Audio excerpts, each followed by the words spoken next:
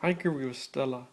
Atheism is awesome because, you're away from the religion, you're away from that control system, and you're free to see and learn about life, about everything, about existence, why we exist. If we were created by aliens, if they didn't create us, we shouldn't exist. But we do exist, if that was the case. Or or they created the universe, or if they didn't. Whatever the answer is that we don't know, we keep on looking for the answer. And that doesn't make it lonely, it makes it more exciting, it makes it liberating, especially with no master slave relationship, to find out all the aspects of existence. I think atheism is awesome. It makes you think, and science can explain a lot, and science will explain a lot.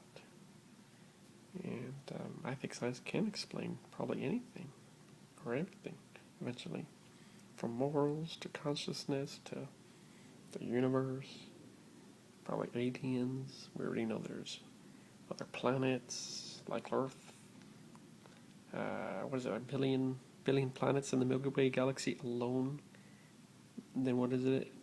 Trillions of tillion planets that could be. It's just so massive and enormous. What's out there?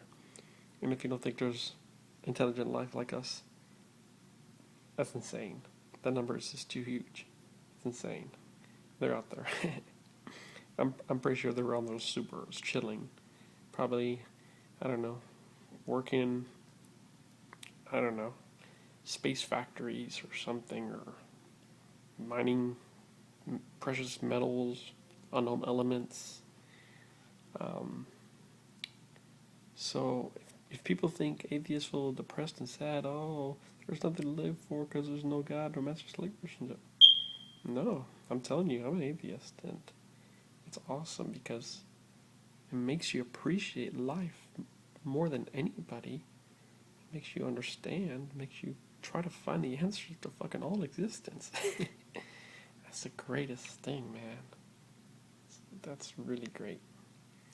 Um, you know, just because we don't have a master-slave relationship, that's awesome, man. We are in control of our own destiny, and if we find out we are in the Matrix eventually one day, we can find out why we are, and we can find out how to get out. You know, as far as I know, everything is real. As far as I can tell, whether I'm in the computer simulation or not, I can feel, I can touch. If I can touch my body, I can touch I can touch things. It's gotta be real, you know. And if it's not, if it's like in the movie, the real world is, with all machines and currents and electrics and aliens, and it's more horrendous than this world or universe or whatever. Well, at least we can find out. Like Matt Dillahunty says, whether it's good or bad, the truth.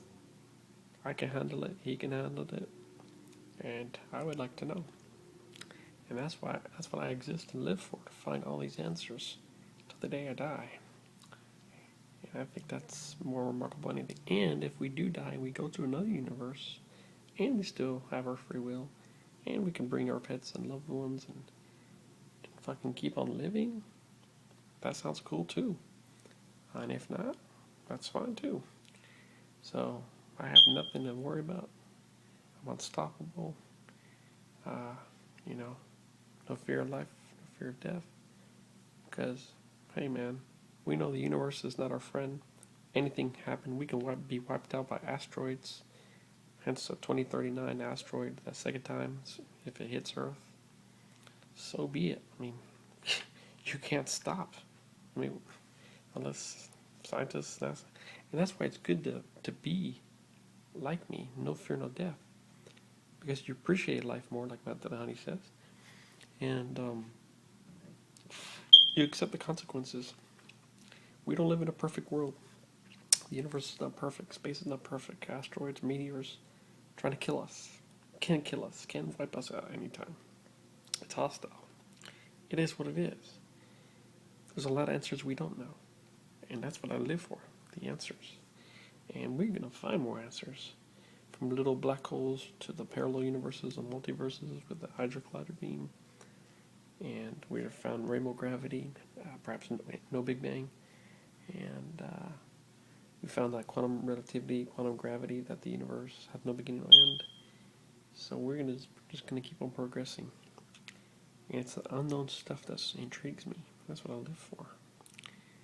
And the babes too. And life.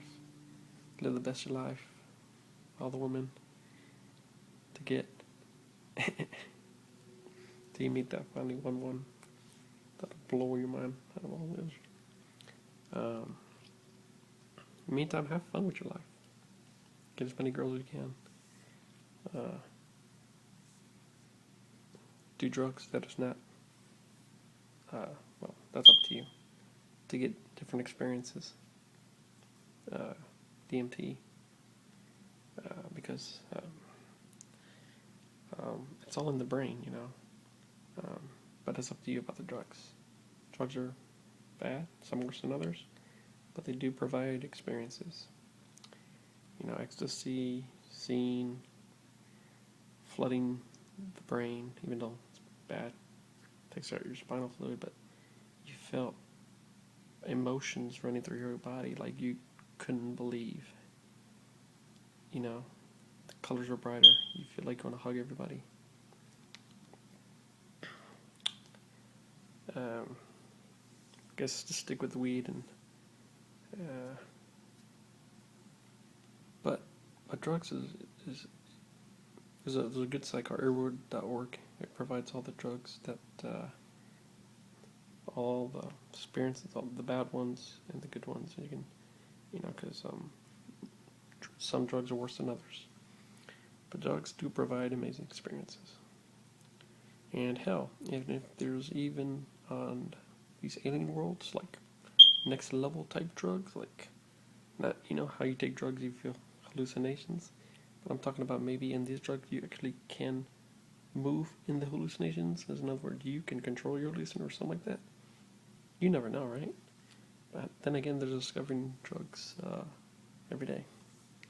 I'm not recommending anybody do drugs, but I'm saying if you want to experience things in your brain, learn about the brain, DMT, it's up to you. Just be responsible, just like alcohol. You know, be responsible when you drink. You'll be okay. But it does, you know, even though I did ecstasy, and I know it's bad, but it was amazing, and it was worth, you know, it was an amazing experience. But I probably wouldn't do it again one time, because it's harmful. I don't want to kill my brain. But it was amazing, though. It really was.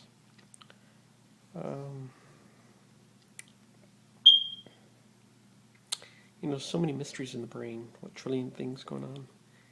From people that have sleep paralysis, where they're awake, where they're sleeping, they're awake, they can't wake up, they're still shaking. I never really had that kind of stuff, but people die in their dreams, people die in their nightmares. But scientists find out that it's DMT that, and some other drugs, that psychedelics can help people. You just have to find out what drug is the non-addicting one, what drug is the least harmful one, if you decide to do a drug. And,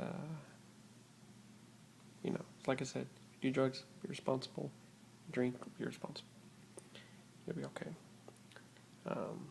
And make sure you don't stay away from the bad drugs. You know, the really bad stuff. Yeah, just do the earward.org if you want to find out more. They have like any drug, all the effects, what they do to you, and you can really learn, because knowledge is power.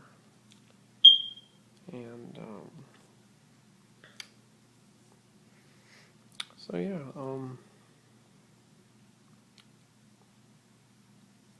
I actually really haven't done any drugs because I don't have any money and I don't have any.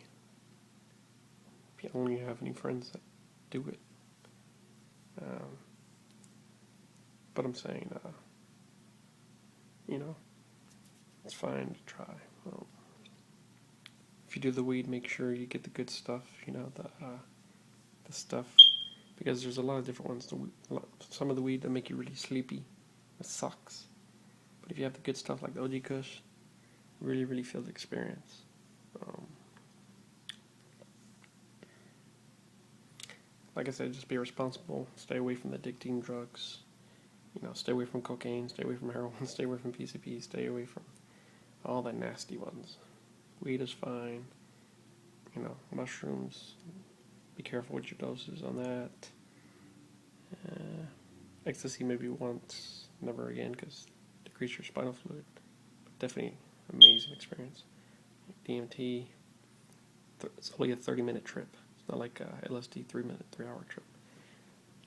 You feel like you have all kinds of aliens. You know, it makes me wonder, these drugs, how is this connected to our origin of our brain, our origin of our existence, you know? If we see aliens, you know,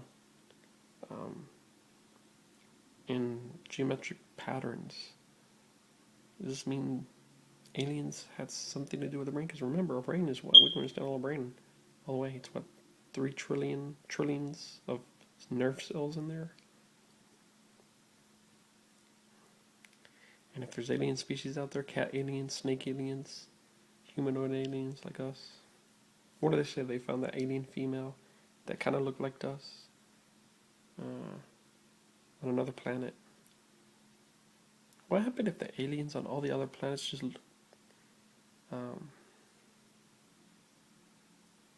can defy laws? I mean, hell, other universes, different laws. They can fly, can go through walls, telekinesis, telepathy.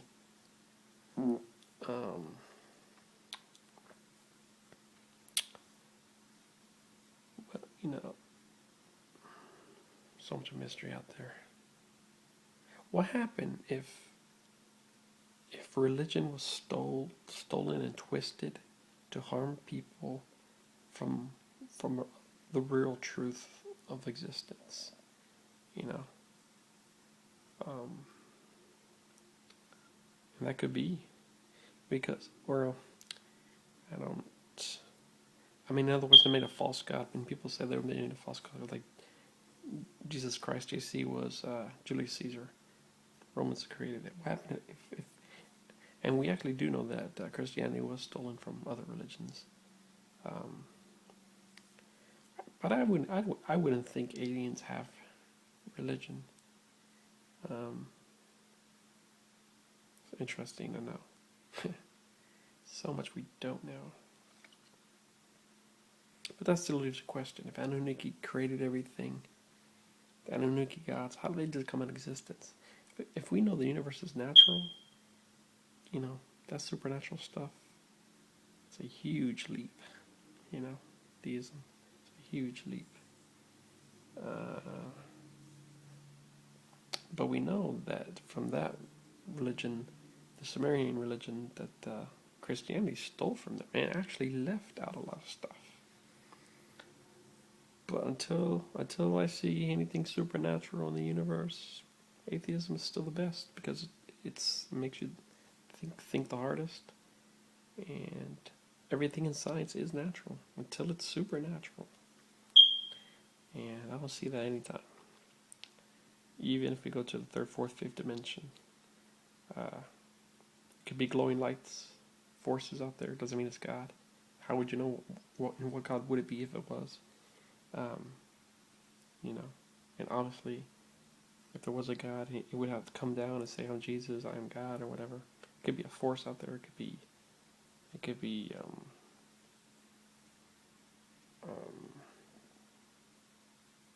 who the hell knows? That doesn't necessarily mean it's a God. I don't think gods will ever be possible. Immaterial material. Science is